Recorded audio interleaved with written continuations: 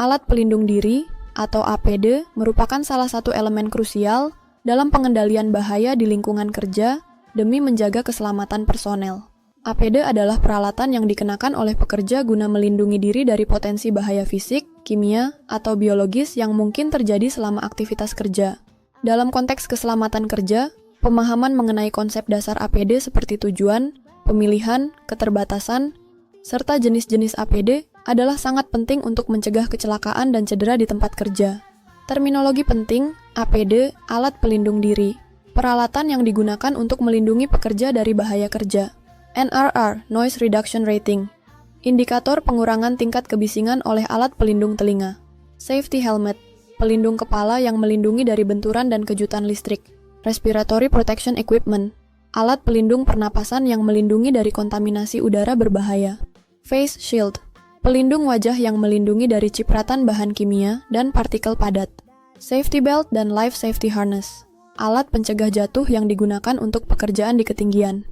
Melalui video ini, akan dibahas subtopik kritikal mulai dari dasar pemakaian, jenis, fungsi, hingga keterbatasan APD, yang dapat menjadi panduan praktis untuk memastikan pekerja terbebas dari cedera atau risiko berbahaya di tempat kerja. 1.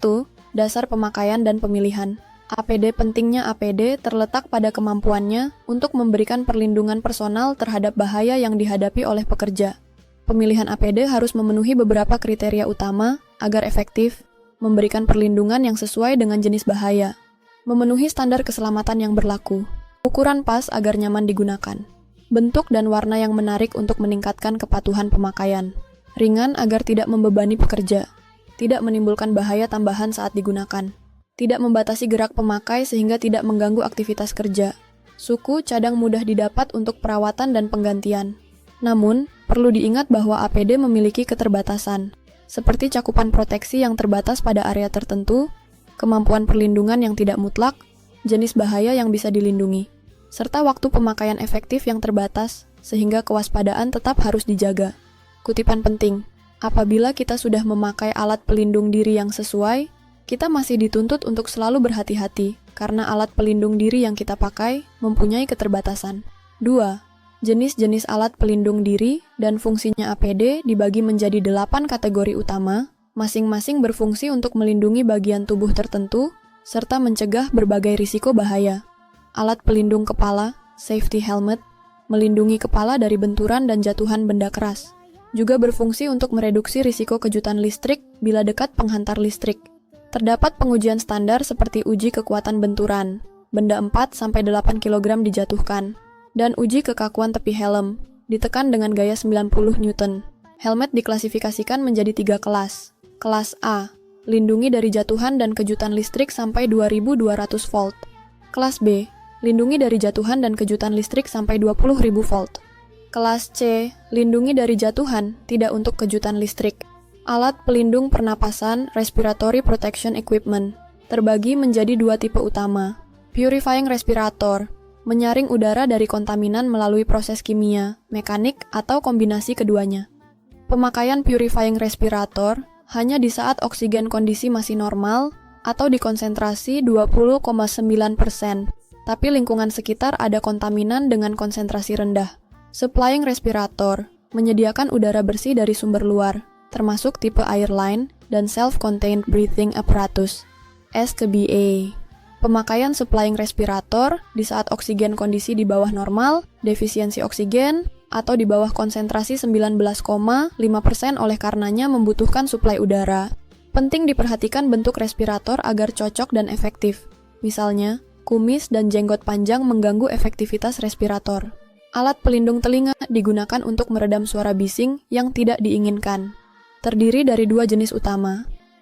Earplug, murah dan sekali pakai, NRR cukup tinggi, namun komunikasi terbatas.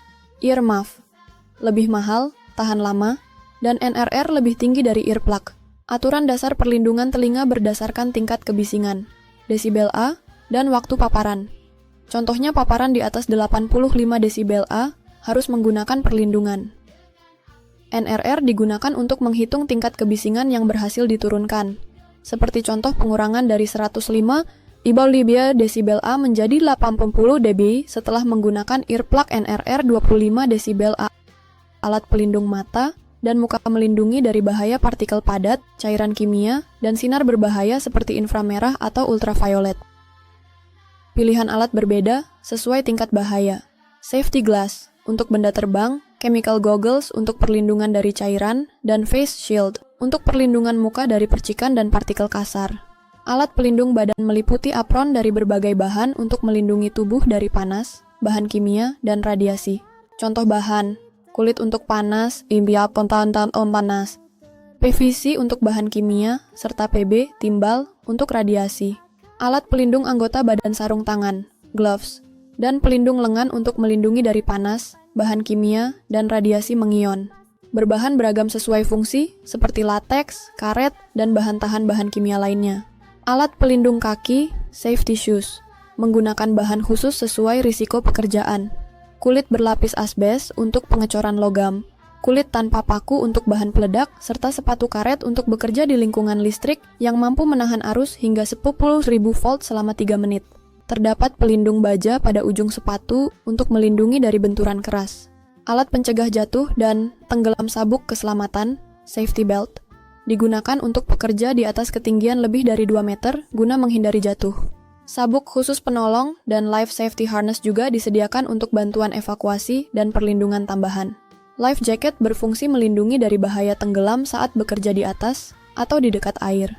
3. Material khusus dan ketahanan bahan APD.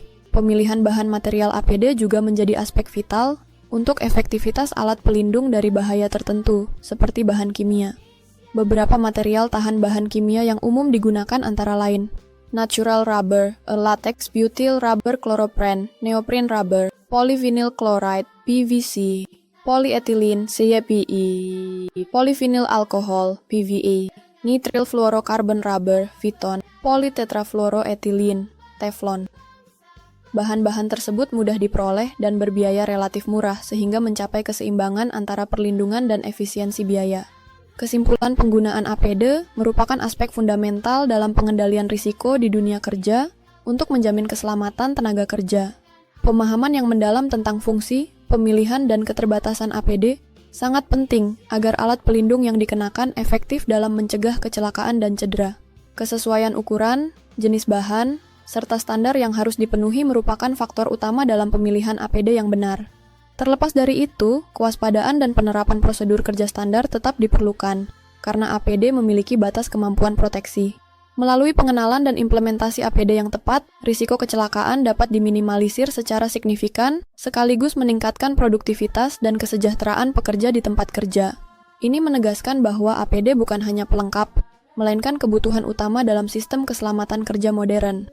Catatan akhir, memiliki APD yang sesuai dan mengetahui cara penggunaannya secara benar adalah tanggung jawab bersama antara pekerja dan manajemen, demi terciptanya lingkungan kerja yang aman dan sehat.